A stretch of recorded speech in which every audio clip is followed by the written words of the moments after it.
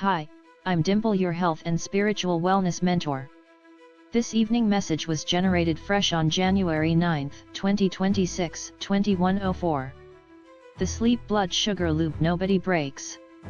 Poor sleep raises blood sugar. High blood sugar ruins sleep. You're trapped.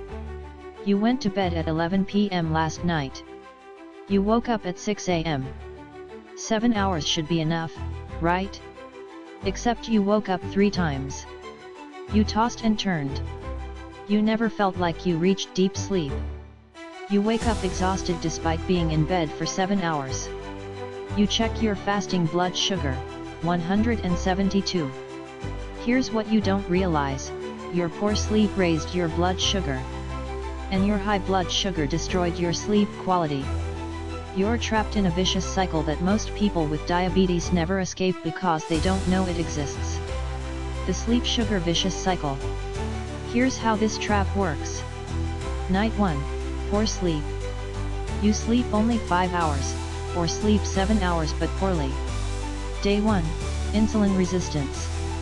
Your cells become 30% more insulin resistant due to sleep deprivation. Your blood sugar runs high all day despite eating the same foods as usual. Night 1, high blood sugar. You go to bed with blood sugar at 160 to 180 instead of your usual 110 to 120. Night 1, disrupted sleep. High blood sugar disrupts your sleep architecture. You don't reach deep sleep. You wake frequently. Your sleep quality is terrible.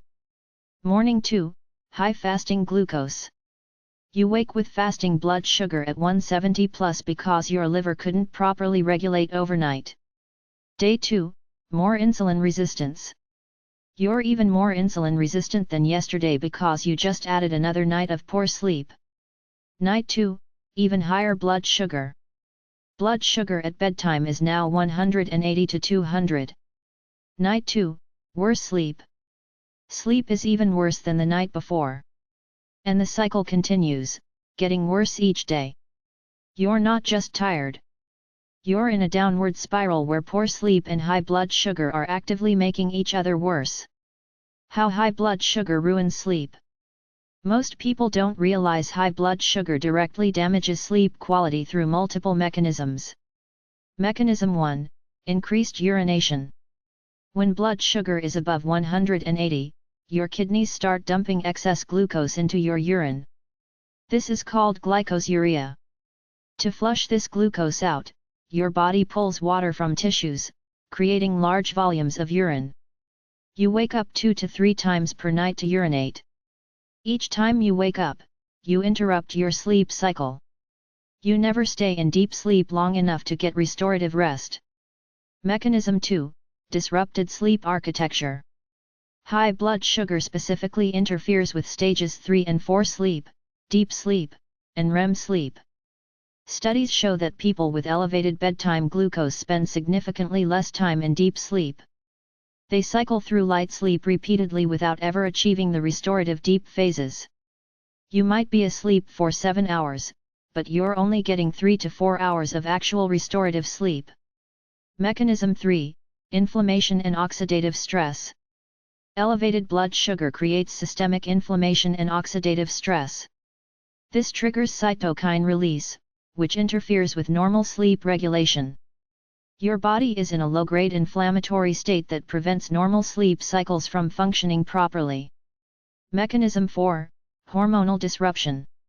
High blood sugar disrupts melatonin production and cortisol regulation. Melatonin, your sleep hormone, can't work effectively when blood sugar is elevated. Cortisol, your stress hormone, stays higher than it should overnight. Result, you can't fall asleep easily, and you can't stay asleep once you do. How poor sleep raises blood sugar. The reverse direction is equally damaging. Effect 1, immediate insulin resistance. One night of sleeping less than 6 hours makes your cells approximately 30% less insulin resistant the next day. This isn't a long-term cumulative effect, it's immediate. The very next day, your body processes glucose 30% less efficiently. Effect 2, elevated cortisol. Sleep deprivation raises cortisol levels by 50% or more the following day. Higher cortisol signals your liver to release more stored glucose. Your blood sugar runs higher all day even if you eat nothing. Effect 3. Hunger hormone chaos. Poor sleep increases ghrelin, hunger hormone, by 15 to 20% and decreases leptin, fullness hormone, by 15 to 20%. You're hungrier all day. You never feel satisfied. You eat more, especially carbs. Your blood sugar spikes more frequently. Effect 4. Poor decision making. Sleep deprivation impairs your prefrontal cortex, the part of your brain responsible for self-control and decision making. You make worse food choices. You skip planned exercise. You stress eat. All of this raises blood sugar. The breaking point. Here's where this cycle becomes truly dangerous. After weeks or months of poor sleep and high blood sugar reinforcing each other, you develop chronic insulin resistance, not just daily. Permanent inflammation. Metabolic syndrome. Accelerated progression to diabetes complications. Depression and anxiety, which further disrupt sleep. Many people reach a point where they can't sleep well even when they try everything, because their metabolism is so disrupted that normal sleep is physiologically difficult. The Cycle Breaker Protocol. Breaking this cycle requires simultaneously addressing both sides. You can't just fix sleep and hope blood sugar improves, or fix blood sugar and hope sleep improves. You must tackle both together. Step 1. The evening blood sugar prep, 6 to 9 p.m. Your goal: get blood sugar to 100 to 120 before bed. 6 p.m. Eat dinner protein focused, low carb. 6:30 p.m. Walk 20 minutes after dinner. 7 to 9 p.m. No more food, no snacking. 8 p.m. Check blood sugar should be dropping toward 120. 9 p.m. Check again, should be at 110 to 125. If blood sugar is still above 140 at 9 p.m., take another 10-minute walk, get it below 130 before attempting sleep. Step 2. The sleep environment optimization, 9 to 10 p.m. 9 p.m. Dim all lights in your home to 50% or less.